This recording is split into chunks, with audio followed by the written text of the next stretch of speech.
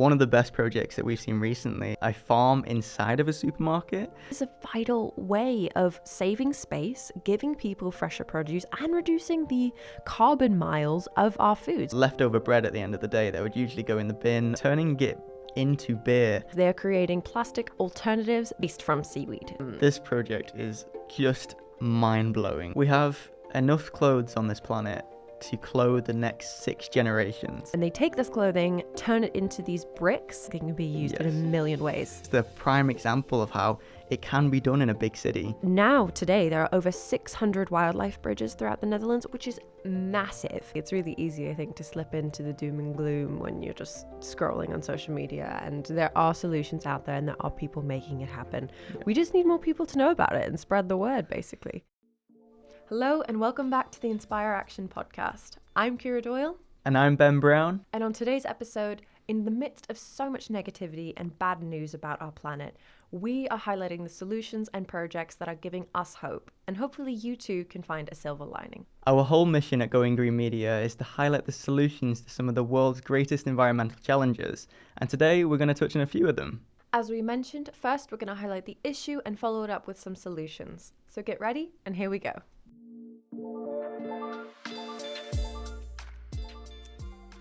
Hello everyone. Hello. So today we're doing things a little bit differently and we wanted to cover some of the biggest issues I think that you're seeing in the news, online, regarding climate change, regarding all the things happening to our planet and obviously the way they're impacting people. But these issues are not the end all be all as it might seem sometimes. We want to offer you solutions. That is what we do at Going Green Media. So we want to offer you some solutions, some great projects, some great organizations, and some wonderful innovations that people are creating around the world to have a positive impact on the planet and everyone who lives on it. And we hope after this podcast you feel a little bit more hopeful about the world. Yes, absolutely. It's really easy, I think, to slip into the doom and gloom when you're just scrolling on social media. And there are solutions out there and there are people making it happen. Yeah. We just need more people to know about it and spread the word, basically. Yes. And so, of course, the issues we're mentioning today, these are just a few. We're not saying we're talking about all of them, we're pinpointing them all. And the solutions we offer as well are not the end all be all. These are more solutions that are working right now, that are being scaled right now, that are being invested in. They're opening a door, if you will, for future innovation, I like to think, and kind of starting the conversation thinking, okay, how can we do this differently? Maybe we've done it a certain way for 100 years, 200 years. How can we do it differently? Yes. So with that said, there is also a lot of nuance to this. These solutions are not one size fits all. What works as a solution for one area of the world or one place in the world might not work for another place or another population or city or country. Everybody has specific needs. So these things, of course, like I said, have nuance, must be taken with a grain of salt, I think. Yes. And then finally, also, a lot of the solutions that we're offering, I think we see this a lot in our Instagram comment section. People are like, people were doing this already 50 years ago, blah, blah, blah. This isn't new. A lot of the solutions helping our planet go back to basics. They go back to indigenous knowledge. They go back to the ways our ancestors were doing things for thousands of years before the Industrial Revolution. So a lot of these solutions are also just harnessing the power of nature and using them, for all of our benefit. So with that being said, do you want to kick us off with the first issue that we're going to talk about today? Sure. So we're going to be starting quite heavy. We're going straight into, I think, ocean pollution, because I think a lot of people today are concerned about plastics in our oceans. And a fact to kick us off, sadly, is that by 2050, plastic is expected to outweigh fish in the oceans, which is just a crazy thought to think about. Mind-boggling thought. But maybe we can, if you have a solution that maybe addresses the existing problem, and then we can look at maybe solving the problem of new plastic that's going into the ocean. Yeah, absolutely. I think this is something that all of these solutions are two-part, because we have to stop the production of new plastic that turn it off at the tap. That's the main issue. But we also need to remove existing plastic. It's not one or the other, it's both at the same time. And so I think when it comes to stopping the production of new plastic, obviously plastic is something that's become so prevalent in our everyday modern lives. Not only just single-use cups, but it's used in the manufacture of cars. It's used in, industrial parts for homes, for insulation, for all different things. It's used in places that I think we don't even realize. The medical industry, for example, is extremely single use. And so there are solutions out there, but it's just about getting it to that point. So I think one project we want to highlight to start is one that we visited first back in 2021, Nopla, which stands for Not Plastic, because they're creating plastic alternatives based from seaweed, or made out of seaweed. This project is just mind-blowing. Incredible. Absolutely incredible. We first went back, as Ciara said, in 2021, and the first thing that Pierre handed to us was a little sachet that you could put drinks inside of. So instead of having a plastic water bottle, for instance, you could instead have a little sachet made from seaweed that you can put straight into your mouth, and the whole thing dissolves. And that's obviously something that is quite niche and kind of, some people might even call it a gimmick, think, that's kind of a weird thing, but it has its practical applications. One thing Pierre talked to us about is at marathons and races around the world. He managed to partner with the London Marathon. I don't quite recall the year, but they basically acted as one of the vendors for the runners, because oftentimes in marathons, as runners run by, they take a sip of water out of a cup and then they throw the cup because they just have to keep going. And so this became a super practical solution. They made thousands and thousands of them, I believe, for the day of, and they basically are not sold out of them because they weren't for sale, but it was more like they gave them all to the runners, which was great. And it proved to be a really successful kind of pilot project, if you will, for Nopla. That was the origins of it, without getting too deep into it. But now they were the winners of the Earthshot Prize back in 2022, I believe it was. And since then, they've received incredible funding, or they've made incredible connections throughout the industry. For example, in the sporting industry, they just partnered with one of the UK and Ireland's largest football stadium and sports stadium suppliers. So the people that supply the food and the drinks to these stadiums for spectators. They just partnered with them to ensure that, I believe the number was 75 million pieces of plastic are going to be eliminated, like single-use plastic, are going to be eliminated from these stadiums over the next few years. And that is just mind-boggling when you think of the scale of that. I can't picture 1 million pieces of plastic, let alone 75 million. Yeah, and they're going into so many different areas as well. I remember Pierre showing us a package of pasta that you could throw. So imagine a packet of spaghetti. A sleeve of spaghetti. And you put the whole thing in with the packaging straight into the hot water, and it all dissolves.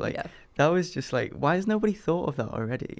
And there's so many other applications. I mean, we'll move on in a second, but it truly, this is one thing we're big fans of them, because we've seen a bit of their evolution, and it's incredible to see what they've done. But also, for example, in the clothing industry, every piece of clothing that appears on a shop floor has been shipped, or most of the time, I would say probably 99% of the time, has been shipped from the factory in a plastic sleeve, each individual t-shirt, pair of shorts, trousers, whatever it is, and then that plastic sleeve is often thrown away. Now, there's a lot of companies that are doing great things with using biodegradable or compostable sachets made out of typically cornstarch or something like that, some kind of bio-based plastic, but at the end of the day, I think Nopla's solution probably is the best, because it's not mixed with these toxic chemicals that make it difficult for breakdown. Nopla's products can break down within mere weeks, which is huge. And if they end up in landfill, they can also biodegrade there as well. Yes, absolutely. So enough about Nopla. I think part of this stopping the production of new plastic, another huge thing, and we can touch on this in a bit also when we go into fashion waste and clothing waste and the impact of fast fashion, but using natural fibers in clothing, whether you are a consumer purchasing clothing or whether you are a business manufacturing clothing, not using fossil fuel based fabrics like polyester, like nylon, like spandex. Yeah, that's another one, especially in sportswear. Not using these has a huge impact, because not only do they shed microplastics in the wash, but also just microplastics have been, there's a lot of research going on right now to kind of showcase the impacts of microplastics on our physical health. So yeah, if you can, where you can, definitely avoid obviously plastic-based clothing as well. Yes. Now, solving the existing issue, so the plastic that's in our current in our ecosystems. environments. Yeah. Good example is an Irish guy called Fionn Ferreira, and he's creating basically using magnets to take microplastics out of oceans.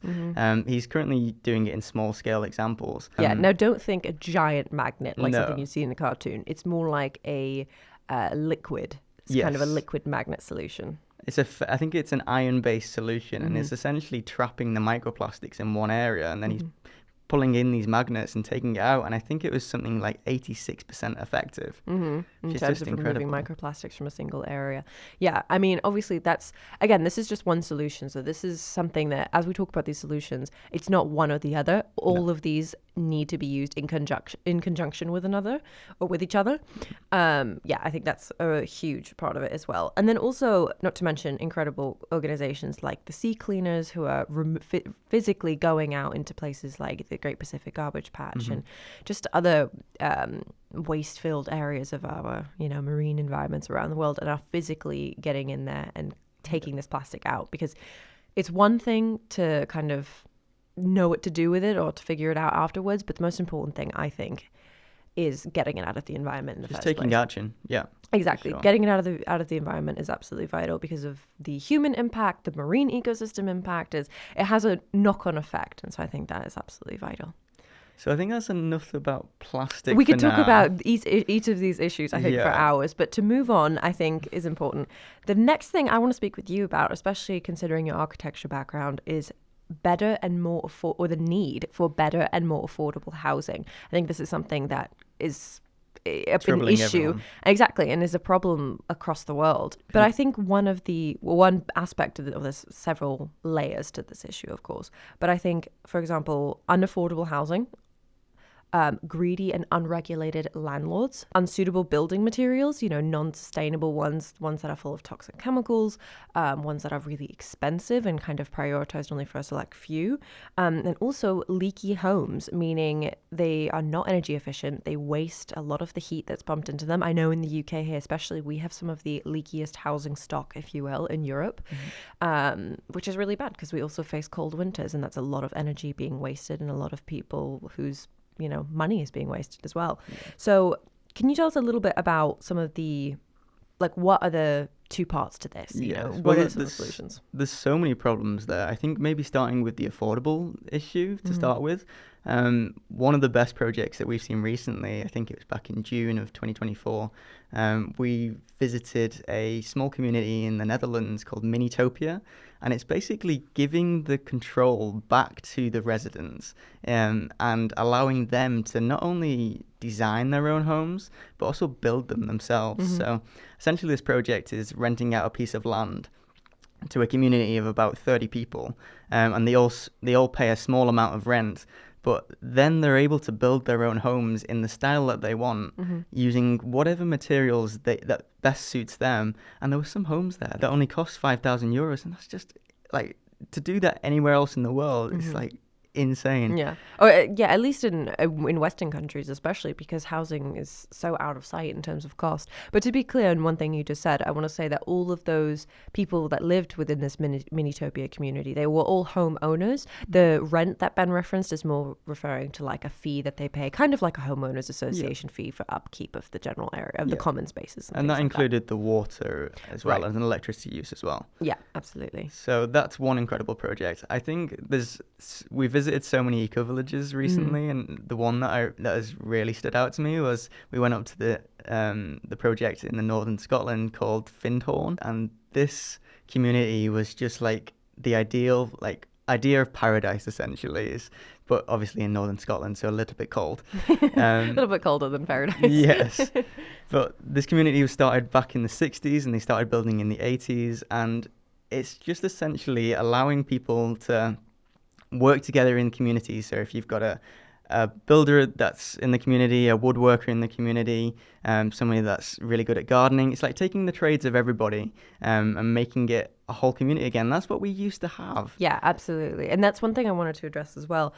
These are not new concepts, No. and these are practices and ways of living that are still practiced in many parts of the world as well. Just for some reason in the West, in the pursuit of progress, Profit. and profit, we've just lost all of our connection to our neighbors and to our communities. And I think also eco-villages in general kind of get a bad rep, because I think people like to think like, oh, it's just a bunch of hippies in the middle of the woods, living in tents. It's like, no, these eco-villages are incredible examples of what we can achieve when we come together as a community, when we build not with profit or, profit margins in mind, when we build with practicality, the environment, and also the people who are going to live there in mind.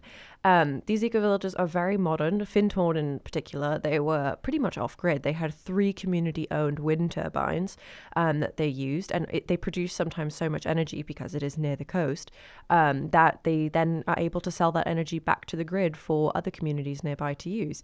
Residents do own cars, but they're not reliant on them because they can walk, they can cycle everywhere. It's a great way of life. And yeah, solar panels on the roofs.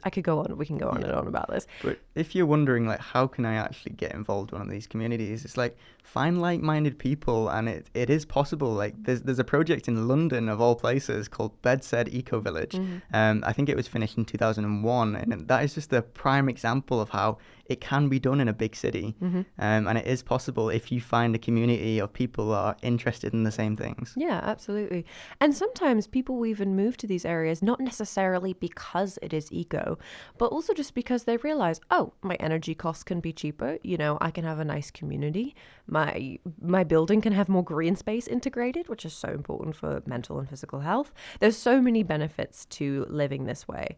And yeah, we could talk about them forever. But one thing I also want to ask you in terms of building materials, because that's a key part. It's not just the energy we use and the water we consume, but it's also the materials we use to build our homes, and even our office buildings. Can you talk to us a little bit about some of the incredible innovations in building materials that we're seeing? For sure. I think it might be best to start off with explaining that the new houses being built today, especially these cookie cutter villages, especially all over the UK, are just using the leakiest materials possible, and obviously it's just for profit, but there are some materials out there that are even cheaper than what they're using that are so much better. One thing I'd like to touch on to start with is hempcrete. Hemp is obviously an incredible material. It can be used for clothing, it can be used for buildings. Hempcrete, like other traditional materials such as cob, are just great examples of how we can go back to more traditional based things, and it can actually be better for like saving energy. And not only that, and this is the thing, I think we often get, there's a lot of, obviously social media creates a lot of space for skeptics to kind of just fire off the first thought that comes to their heads. And we often get a lot of comments like, oh, this isn't going to work because you're going to have issues with pests or weather or, all these things. Fortunately, we have evolved enough as people to think of these things when inventing a new material. And truly, that's like, for example, with hempcrete, it's being used in different ways across the UK. No, it's not going to look like there's hemp leaves all over your house. Like, this is a durable, reliable material that's also being made more affordable by, expanded use. This is a great alternative to concrete because concrete is a very carbon intensive material to make. So hempcrete's a great alternative. Yeah. One thing I know that you would love to touch on briefly is green roofs. Green roofs are something that we have made, I think, a number of videos on. Green walls, green roofs. I love green roofs. Yeah. When I was doing architecture, I think every single one of my buildings had a green roof on top. And it's just a space that we just aren't using right now. I think across the world, only 1% of rooftops have green roofs.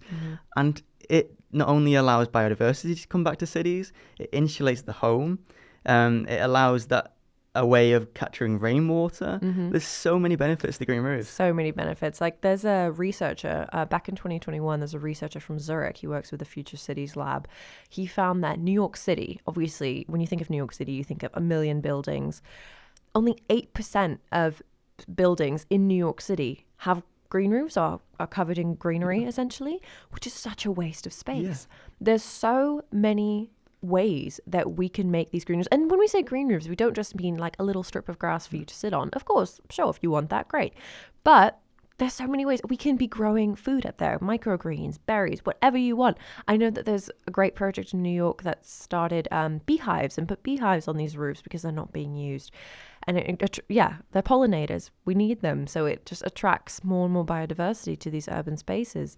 I think that's something, it's such a wasted space. Even think about, like, especially in America, where they have these massive warehouses, like for shops, like for these warehouse shops, supermarkets. I'm not going to name any. These are massive buildings with nothing on the roof. It's empty retail space. If you're not producing solar power, put some greenery up there. I promise you will see the benefits. I believe there's actually a supermarket, like a big supermarket, big box supermarket in, I believe it's France, and they have a green roof up there as well. Mm-hmm. Yeah, and they've seen benefits to that as well. They've started growing a few things up there that, they've been able to supplement, what they sell in the shops with. So, I think this is a good segue to go into the next issue that we've got. And I think it's bettering our food systems, because bringing food into the places where it's being consumed is a huge solution. I think in general, one thing we often talk about is how disconnected we as humans have become from our food systems. Most people don't know what asparagus looks like when it's grown. Most people, if you showed them a plant, they couldn't tell you what grows on there. And that's not their fault. It's the way we've become so accustomed to just going to the supermarket. Everything's there all the time when we want it. And there's obviously a lot of issues that have come from this, and it's made healthy food seem sometimes inaccessible, or obviously it's created food deserts, which means that there's no fresh produce for miles around. It's caused lots of issues with food waste, with soil degradation. We could talk about this for ages, but like you were saying, I think making healthier, more locally grown food more accessible is a great place to start. One example that I've recently visited when I went to Sweden, of a project where they're literally bringing the food growing process directly to the consumers, is, you may have seen it on our Instagram, but it was a farm inside of a supermarket. So this was a vertical farm that was growing all the leafy greens you could imagine. They've started growing now tomatoes and strawberries. But essentially, it's a vertical farm in the center of the supermarket, and there's a person there that will do all the picking for you, and then they put them to the side, and it's the freshest produce you could possibly get. And let's be clear, because again, this is something we had people popping off in the comments about. They're like, oh, I choose to support local farmers. Okay, good for you. But for urban areas, for city centres, think London, think New York City, where there isn't a field for miles around, this is a vital way of saving space, giving people fresher produce, and reducing the carbon miles of our food. So it doesn't need to be shipped from miles and miles away. It can literally be grown in the shop for people to pick fresh.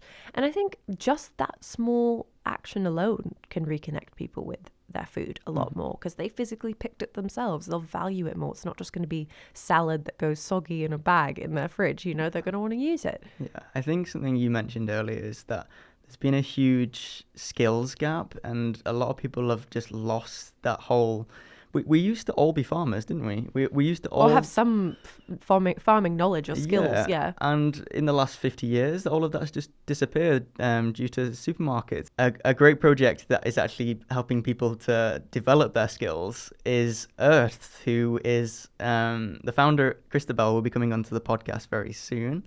And this project is bringing those skills back to the people. Essentially, if you've heard of Masterclass, the online platform where you can take courses from experts and learn about whatever field or whatever sector you're interested in learning about, Earthed is essentially that, for reconnecting us with nature, basically giving ourselves nature-based skill sets. So if you want to learn about helping to restore coral reefs, if you want to learn about soil restoration, if you want to learn how to take that empty and disused bog near your house and turn it into a thriving ecosystem, there are great courses on there for that. I watched a course the other day of how to build an earth ship, and I thought that was just incredible. Like, you can learn how to build your own home on this platform, which is just incredible. So. Yeah, absolutely. And that's the thing. It's like, even if you don't follow these things to a T, I think just having this extra knowledge and understanding of how these things work is so beneficial for you. You never know. Like we said, there's so many people that are so disconnected from these things, and we ourselves are as well. We're always learning. I think, just if I hear somebody say, oh, hey, did you know you can do this and it does this? I would be fascinated by that. Why not learn more always, I Yes. think. Yes. So moving on to, in terms of talking about bettering our food systems, one massive aspect of that is also dealing with the waste we produce in our food systems. Now, for a lot of people don't realize, you hear about carbon emissions, carbon all the time, and it's kind of been shoved down our throats in many ways. But methane is actually a greenhouse gas that is 80 times more powerful in terms of its global warming capabilities than carbon. And this is a huge issue. So much food is wasted every year. I believe the statistic in the UK is that the UK wastes enough food each year to fill Wembley Stadium 10 times. And that's just mind-blowing. If you don't know how big Wembley Stadium is, how many people would you 80,000. Like 80,000? Like an 80,000 person stadium. This is a massive, massive stadium. Yeah, and filling that 10 times with the food we waste is just obscene. Yeah. Meanwhile, there are people starving around the world. And not even just around the world, also within our own countries. And this is a massive issue. Tackling this and kind of getting rid of the overconsumption mindset obviously is a part of it, but also it's the responsibility, I think, of our governments too, to encourage composting, to set up composting systems. For example, here in London, certain councils give residents the option to compost if they'd like. I know in our council we have a composting program, which is great. It makes such a massive difference. And we lived in a different council before in London that didn't compost. And you can truly see how much food is wasted. Or even if it's just food scraps, that's like gold that can be turned into incredible soil. And I think that is a great segue into another wonderful project that we visited that's doing something about this. So it's not just household food waste, it's also industrial food waste as well. And a great example that we recently visited in California is a company called Trashy Chips. And they've partnered with a juicing facility to essentially take all of the wasted juice pulp that is obviously coming out of the juice making process and turning that into edible food again, because that still has 50% of the nutrients from the fruit, and we're just throwing it away. We're putting it into landfill. Mm-hmm. Are they putting it into landfill or giving it as cattle feed, which is often another way it goes? Yeah. The founder handed us some of these chips, and we didn't know how they were going to taste, but they tasted delicious. They were delicious. It's just a great way of thinking outside the box. And obviously, there's a lot of people who make their own crisps and crackers and things at home, which is amazing. Yeah. But at an industrial scale, think of every bottle of juice you've ever seen in the supermarket, orange juice, apple juice, whatever it is, or in a coffee shop. All of that juice had to be made from fresh produce that is kind of at its peak. And then all of that pulp, especially because most of these juices don't contain any pulp, has to be filtered out. All of that pulp has to go somewhere. So it was incredible to actually visit the facility, and basically they make the juice, they take all the pulp, put it into this giant vat and give it to her. And then within this facility, essentially create these delicious crisps. Yes. So it's just one of many solutions I'm sure out there. Actually, another favorite of mine, now that I think of it, is there's a great company called Jolly Fruit Co. And I think they're headquartered in America, but they basically empower women farmers around the world to stop fruit waste. So mangoes, pineapple, whatever you can think of. Basically take this fruit that was often going to waste because oftentimes there's lack of infrastructure for keeping fruit fresh, cooling systems, coolers, that kind of thing, like the refrigerated boxes and things like that. There's sometimes that lacking infrastructure, so all this fruit would go to waste, and it's not only obviously delicious and a shame to waste it all, but also it's missed profit for a lot of communities that could be profiting off their natural resources, and not in an exploitative way, but in a way that just kind of saves what's already there. So they work with these women farmers who basically dry the fruit, turn it into different snacks, and then it gives these female farmers great income, probably better than what they would receive normally, and it allows people around the world to have these delicious snacks. I think that's a great example. Both of these examples are just great examples of how we can collaborate not only with different people but across sectors. One quick honorable mention, I think, is Toast. I believe you were the one who told me about this brand. Yes, Toaster are a beer company actually, and they go to bakeries. I think they're currently London based, and they're taking the leftover bread at the end of the day that would usually go in the bin or not be used, and they're turning it into beer because bread essentially has all of the building blocks you need for beer.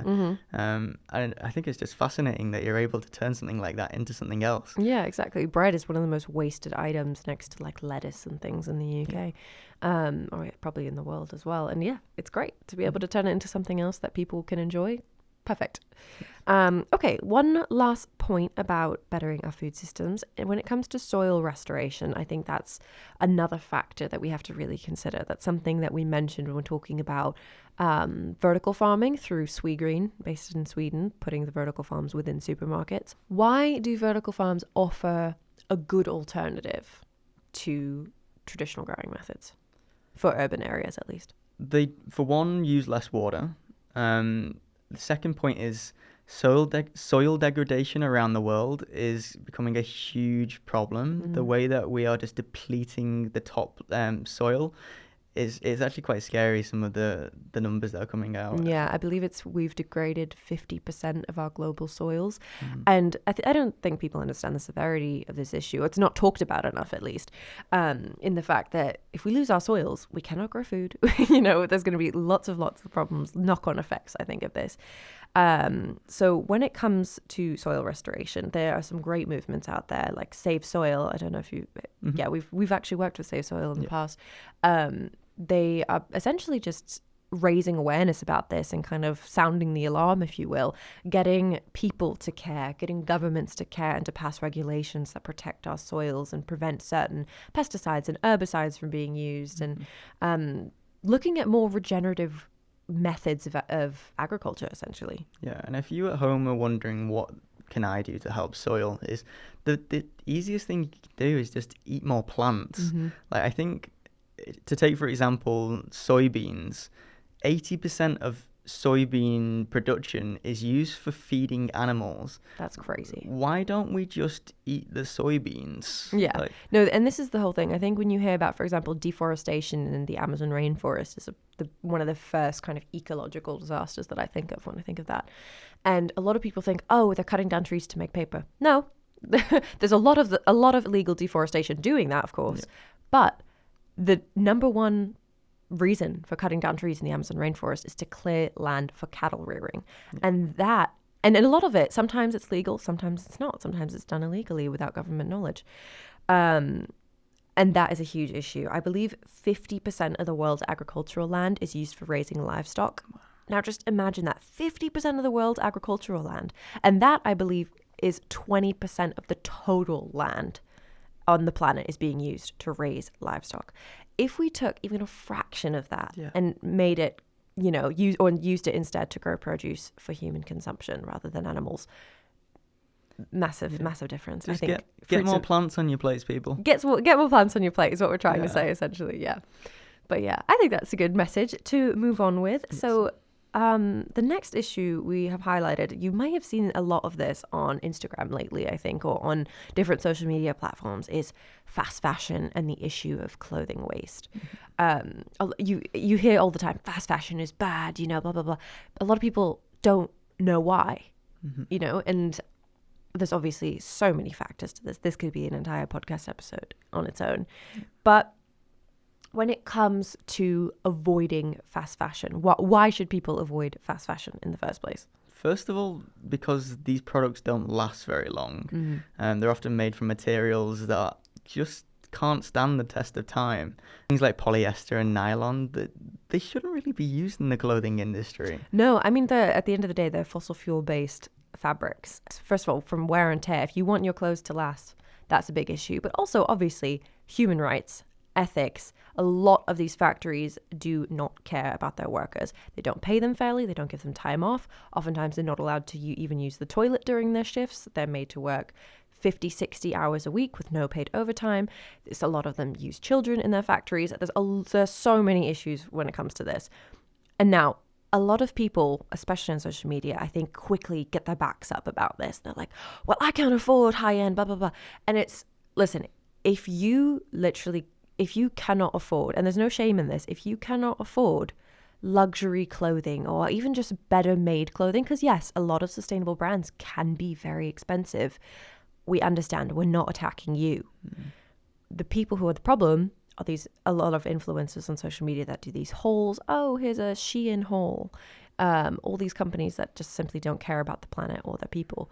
That is the problem. And it's the mass consumption of it and wearing it once and throwing it away. Yes. We have enough clothes on this planet to clothe the next 6 generations. 6 generations. Now, when you hear 6 generations, I looked this up last night because when I think 6 generations, I don't know, for some reason I couldn't quite put a number to that. That apparently is the equivalent of the next between 120 and 240 years of humans. 6 generations is up to 240 years. Yeah. That's madness. Insane. So that kind of says the best thing you can do at home is buy secondhand. There's enough clothes out there, probably in the style and the color that you want already. Is available on these platforms like Vinted and Depop. Yeah. Overproduction is the primary issue and overconsumption is the subsequent issue, I think. And yeah, there are so many great platforms, especially here in the UK. We buy all of our clothes on Vinted. We found that it's cheaper. Ben got a great pair of trousers for £2 the other day. It's it is out there. Yes, it takes a little bit more time, but I don't know, I think it's kind of fun. It's fun, yeah. It's like going through a charity shop, but on an online version as well. Absolutely. And yes, there are a lot of charity shops nowadays that are recognizing the value of what they have, and so prices are going up, especially with demand. But there are more than enough clothes out there for everyone if you can buy secondhand wherever possible. Yes. What would you say is a good solution that we've seen in person for this clothing waste? One we actually just recently encountered. They're based out of North Carolina. It's called Keel Labs in the US. They are incredible. They're basically turning seaweed not blah, but instead of making plastic alternatives, they're basically making a fabric. It's called kelson fiber, making a fiber.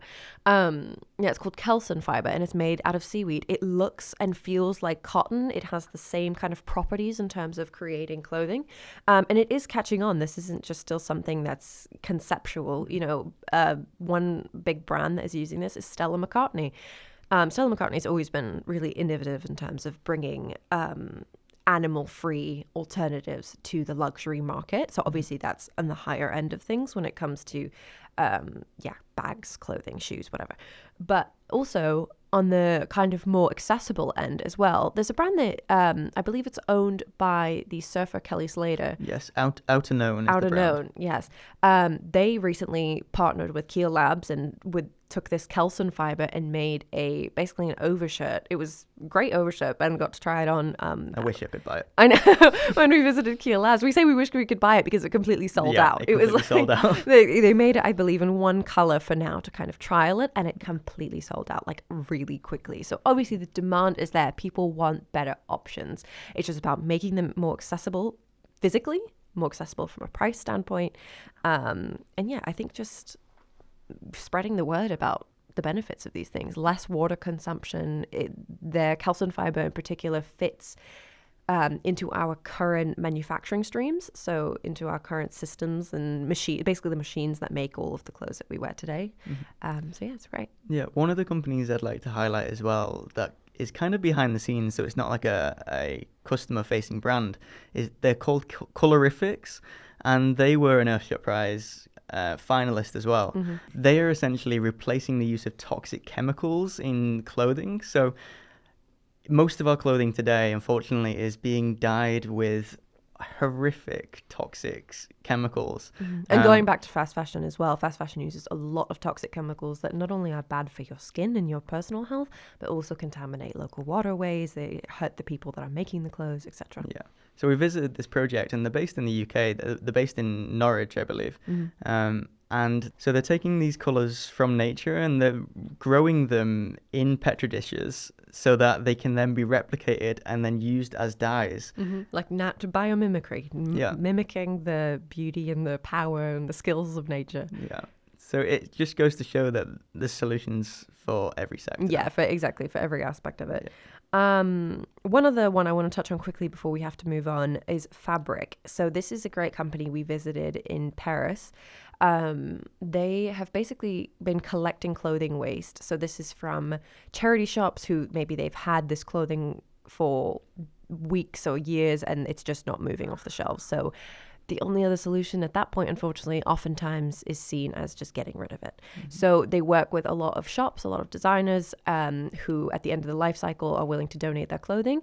And they take this clothing in-house, they shred it, turn it into these bricks that are basically the size of kind of like a regular brick, maybe a little flatter. And these things are multi-purpose, like they can be used in a million ways. I think the most interesting use of them is that they can be used for furniture, which is just incredible. Yeah, they've made chairs, they've made side tables. It's often used as wall art. Like they've done a lot of installations for shops, for office spaces, where they put these beautiful bricks that are super colorful, obviously, because it's mixtures of different types of clothing. And I don't know if they're meaning to do it, but it also from an architectural standpoint, it's insulating the space as well. True. It's definitely insulating. And it's proven really popular. That is actually the video that we made with Fabric is our #1 most watched video ever. Yeah. And I think on the back of that, we received literally thousands of DMs of people saying, how can I do this? I'd like to replicate this in my country, because people recognize that there is a problem there. So this solution is definitely needed. Yes. So, okay, we're running out of time. I say we should cover, I think one really important issue to cover is wildlife conservation and biodiversity loss. When you think about, they call it the triple planetary crises, essentially. You have climate change, biodiversity loss, soil degradation. We've already talked a bit about soil degradation and climate change, but biodiversity loss is a big one. That means plant and animal life. According to WWF, there has been a 73% decline in the average size of monitored vertebrate wildlife populations in just 50 years. So that means 73% decline in, this is birds, fish, mammals, reptiles, different populations in just 50 years. Yeah. That is devastating. And fortunately, I think within probably the last 20, 30 years, people have really woken up to this and realized that it's vital for us to support nature's self-sufficiency and support these ecosystems and species to do their thing as they've been doing. But at the same time, there is an important aspect of human intervention and stewardship of the land, if you will. And a lot of people say, oh, that's interfering with nature and blah, blah, blah. All human activity has interfered with nature, but essentially since even before the Industrial Revolution, displacing animal populations and hurting ecosystems. So I think this is a really important, taking care of wildlife and protecting it as much as we can, I think is a vital part of what we can contribute to the world. 100%. I think a great example of a project on a smaller scale is what the Netherlands are doing with wildlife bridges. So essentially, all across the Netherlands, obviously, there's motorways to get around, and there's obviously a lot of roadkill because of that, and local wildlife is just unfortunately. Well, there was essentially for years. I think it was an issue, and then I don't remember when. I believe it was the 70s. Was it in the 70s? Yeah. I believe that's when the concept for the wildlife bridges kind of started to take root, at least within the Netherlands. And now today there are over 600 wildlife bridges throughout the Netherlands, which is massive. Yeah. Like that is huge, and it's. I mean, we've had many road trips and cycle trips to the Netherlands, and I can say, obviously this is my individual perspective, but I can say I've never seen roadkill in the Netherlands, which is incredible because it offers animals the opportunity to have another, basically, space to go. And I think there's also, I was reading some statistics, and it says that, wildlife bridges can reduce the number of collisions, between humans or cars and animals by 90%. Wow. It improves habitat connectivity. It creates safer environments for obviously animals, but also drivers.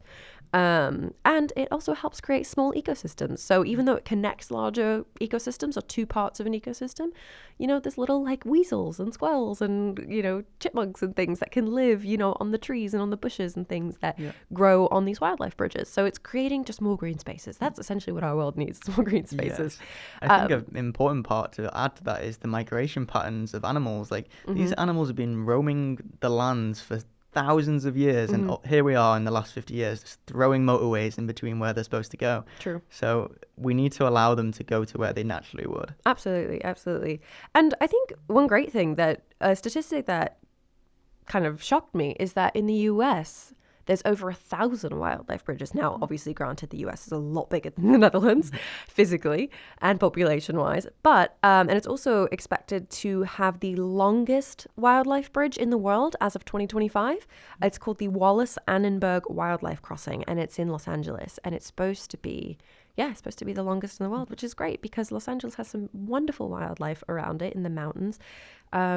And yeah, I hope that gets protected. Yes, I think the statistic you said about the amount of wildlife that we've lost recently in the last 50 years is terrifying. But on a government level, there are things being done about it. So I think a huge important campaign that's being done right now is it's called the 30/30 campaign, and that's to protect 30% of land and 30% of ocean. And that should just be for wild spaces. And that's by 2030, actually. By 2030. So that's called, for those who want to look more into this, it's called the Biodiversity Plan, and it was established in Montreal. I believe actually at, I don't know if it was at I think it was at the last Biodiversity COP they established this.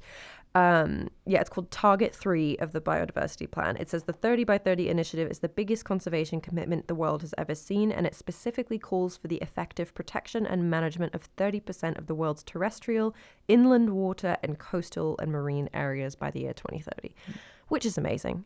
Yeah. Just absolutely incredible.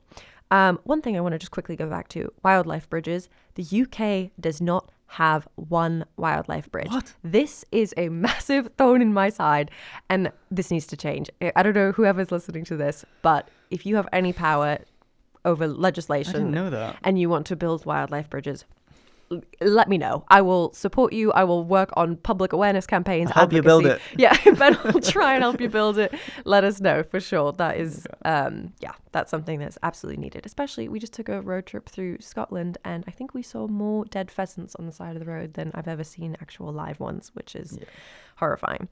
Okay, one thing quickly before we start to wrap things up. When it comes to what we mentioned, stewardship of the land, one organization that I really want to highlight, and that I think we've talked about in the past actually, is Tusk Trust. They're based here in the UK, but they essentially support financially, physically, a network of wildlife rangers across the African continent in their work in protecting wildlife, managing ecosystems, which is vital. We had the wonderful opportunity to visit Tsavo Trust and witness their work, which they're based in the Tsavo National Park in southern Kenya. And the work they do in preventing human-wildlife conflict, in protecting wildlife, like they have an incredible kind of subspecies of elephants there called tuskers. And there's only I think 11 left or something in the wild. And they physically protect them from poachers, as well as small animals as well. You know, big and small, all important. And the work they do is really, really vital. So to have organizations around the world supporting these on the ground grassroots efforts, and also Tsavo Trust, for example, their Tembo team, as they call their rangers. Tembo means elephant, and basically the work they do in supporting, or the work these rangers do, also has to do with communicating with local communities and conservancies and saying, hey, this is what you need to know, this is why it's important, this is what you can do, this is how you can help. And it's had a great impact on the local community. So yeah, it's all kind of butterfly effect, all of these different things. Big up Tembo Team 3. Yes, Tembo Team 3. All right, so God, we could talk about so many things forever, but we do need to move on. So I think one last topic, very last topic to touch on, especially because our work involves so much travel, visiting different places around the world. When it comes to tourism, over-tourism and exploitative tourism are significant problems. I've read that the tourism industry is forecast to represent nearly 12% of the global economy by 2033, which sounds really far away, but that's only 9 years away. By the time this comes out, it'll be about 8 years away. So over-tourism. Can we talk about that briefly? Yes, big issue. I think as an individual, you have to look at every step of your holiday, starting from how are you going to get there? So are you going to get there by plane, which is unsustainable, or can you get there by train, or can you even cycle there? Is that a possibility? Can you have a holiday that's a staycation, perhaps? Along with the transportation, looking at where you're going, where you're staying is something that's so important. Are you staying at kind of a mega chain that doesn't really have any regard for the local environment, doesn't hire local employees? That's not good. No. Like there are so many wonderful B&Bs, and even they can still be chain hotels per se, but just look into their sustainability efforts, look into their ethics, ask them questions. Like they can't legally lie to you. So like just don't be afraid to do your research on these places. And also I want to say that traveling more ethically or more sustainably does also not need to compromise on luxury. No. A lot of people in the world, especially like in America, for example, where they don't have a lot of holiday, or they're not given these vacation days a lot, they want to make the most of the days that they do have. So they want to live in luxury. They want to relax. They want to see things. There's nothing wrong with that. There are ways to travel more sustainably and still have that luxury experience. Yes, there's some great examples that we could list off. If you want to head to our website, you can see the list of eco stays and vegan hotels that we recommend. And in there's some beautiful places that we highly recommend. Truly beautiful, not only scenery wise, but also just what the hotel offers, the level of care and attentiveness you receive, the quality of the food, incredible. So yeah. I think one last point I want to touch on, going back to quickly, the exploitative tourism. This is a topic also we can dive into in another episode. So if you'd like to hear more about this, we could probably make an entire episode about this. When I say exploitative tourism, I mean tourism that exploits particularly animals, but also people. Yeah. And I think this is something that even in, when you think of animal exploitation in tourism, you think, maybe riding elephants in Southeast Asia or riding camels in Egypt or Saudi Arabia.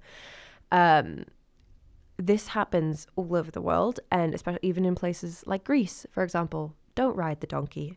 Don't ride it. Don't ride the donkey. Like we had the opportunity to stay at a wonderful locally owned hotel in Greece, on a small island in Greece, Santorini. And the hotel owner said that she has witnessed the animal abuse herself, and she is a local. Her husband grew up on the island. He knows these people. He knows their lack of regard for animals. And no, this is not a one size fits all. Some people really do care for their animals, but it is increasingly rare. So kind of have that at the back of your mind. Think about animal welfare. Enjoy your vacation, but not at the cost of other people, the environment, or animals. Yeah, and look at what you can do to actually help the local economy and the local individuals and the local wildlife. Like if you go to Costa Rica, a great example of somewhere you can go to is called Toucan Rescue Ranch, and there you can go and explore the incredible wildlife that they're helping to rehabilitate and or even give home to. And donate to them and just help out the local people and the local wildlife. The work of Toucan Rescue Ranch is truly incredible. They're doing some great stuff. These are all animals that have been rescued from the exotic pet trade. They've been rescued from different situations where maybe their ecosystem was taken away or cut down if they lived in a tree. Some of these animals, they assess them, they evaluate them for months and months. It's not a quick turnaround time process at all. If the animals are suitable for rehabilitation, they allow them to go back into their natural habitat, but if not, they give them home there and they take care of them really well. You're not allowed to hold them, you're not allowed to touch them, as you shouldn't. They are wild animals, but you can observe them in these beautiful little habitats, and they're cared for by really wonderful people who are doing good work. Yes.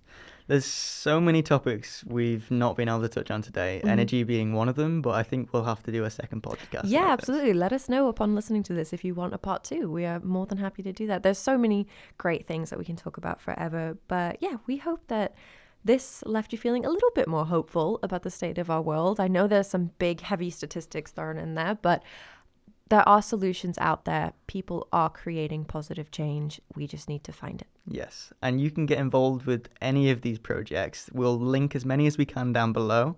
And just head over to those websites, donate if you can, get involved with them by looking at job and volunteering opportunities. Yeah, and if you head over to our Instagram as well, we often try and tag these organizations and provide as much information about them as possible so that, you can get directly involved.